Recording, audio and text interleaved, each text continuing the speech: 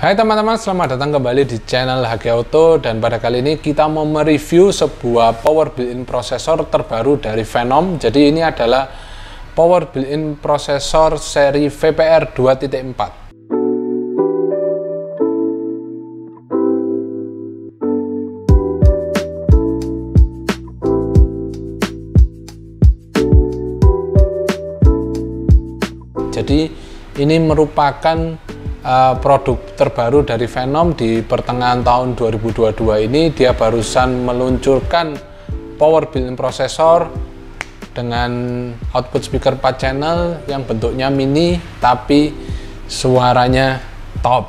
Nah, mari kita langsung unboxing sekaligus tes dan review saja gimana sih produk terbaru dari Phenom ini. Oke, jadi ini produknya ya. Kotaknya kecil dan di dalam boxnya ini ada spec sheet, lalu ada stiker dan sekaligus kartu garansi.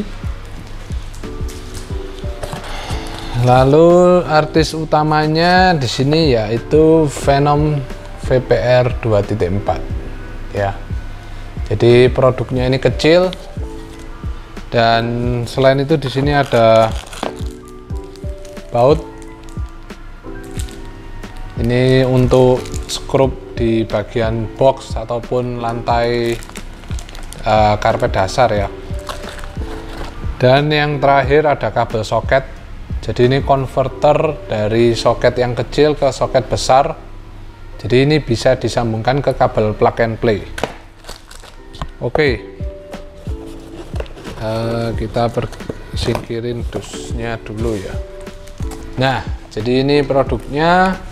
Di sisi sebelah kanan saya ini, di sini ada input untuk RCA, di sini kabel soket, di sini soket untuk setting, kabel USB-nya printer, lalu di sini ada remote, ini untuk pasang controller. Jadi kalau kita berkaca ke VPR 3.4 yang dulu, dia itu bentuknya sama kecil seperti ini, cuman untuk remote-nya dia masih menggunakan handphone ya. Jadi mungkin teman-teman kalau pernah menggunakan VPR 3.4, jadi ini versi update-nya, versi terbarunya, ada beberapa penyempurnaan software sekaligus ada fitur baru. Oke, kita buka untuk melihat sisi sebelah kanan kirinya.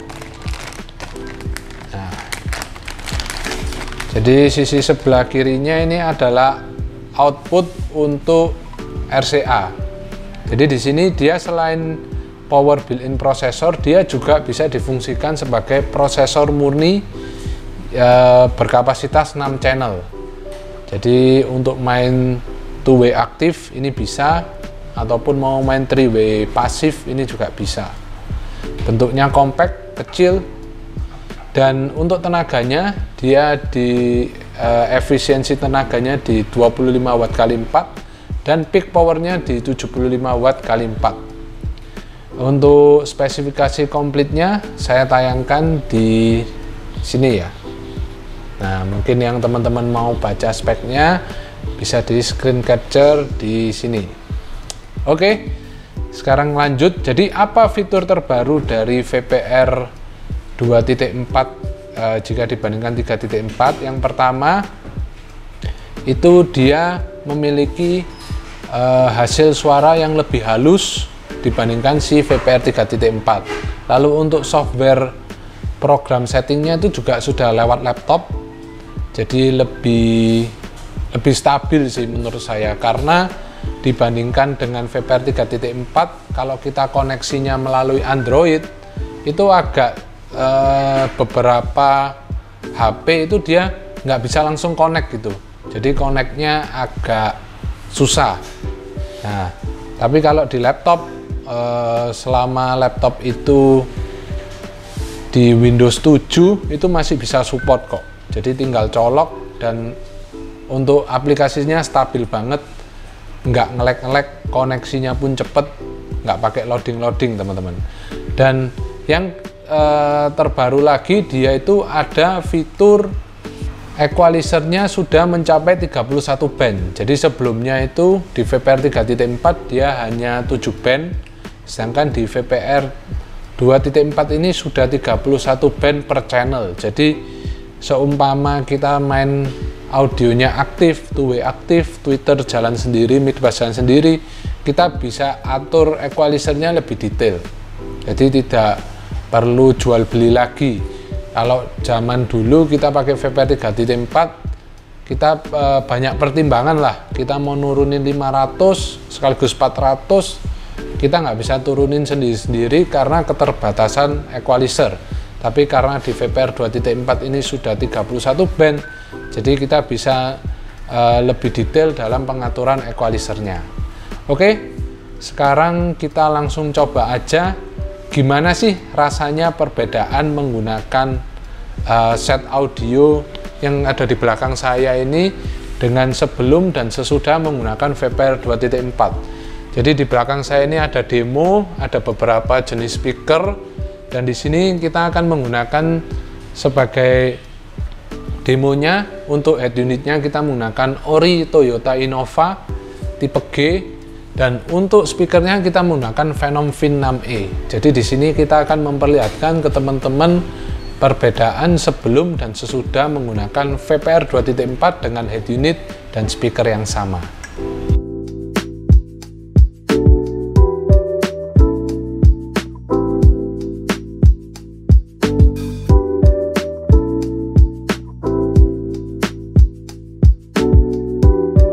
Oke teman-teman, jadi sebelum kita tes ini saya mau kasih gambaran sedikit mengenai software dari VPR 2.4. Jadi ini softwarenya itu sama kayak 4.6. Jadi satu software bisa untuk dua power processor. Nah, ini yang seperti saya bilang, di sini equalizernya ada 31, itu tiap channel ya. Jadi ini channel 1, kita channel 2 juga ada. Untuk channel subwoofernya juga sama 31. Jadi kita bisa nentuin frekuensi-frekuensi mana yang mau kita kurangin. Dan untuk time delay-nya itu saya tadi lupa mention, di sini juga ada peningkatan. Yang sebelumnya itu langsung 0,50.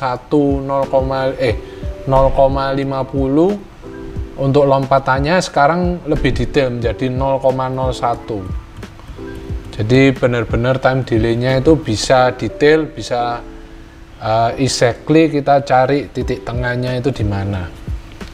Oke, sekarang kita mau langsung tes aja.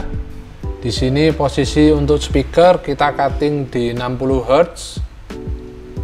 Ya, untuk speaker two-way-nya, karena nanti ini kita mau coba juga di review berikutnya, kita mau review juga subwoofer terbaru, jadi menggunakan cuttingan yang sama. Oke, sekarang kita langsung tes saja gimana hasilnya VPR 2.4. Oke teman-teman, jadi di sini adalah speaker Phenom Fin 6e. Dan itu head unit dari asli Toyota Innova, dan VPR-nya di sana.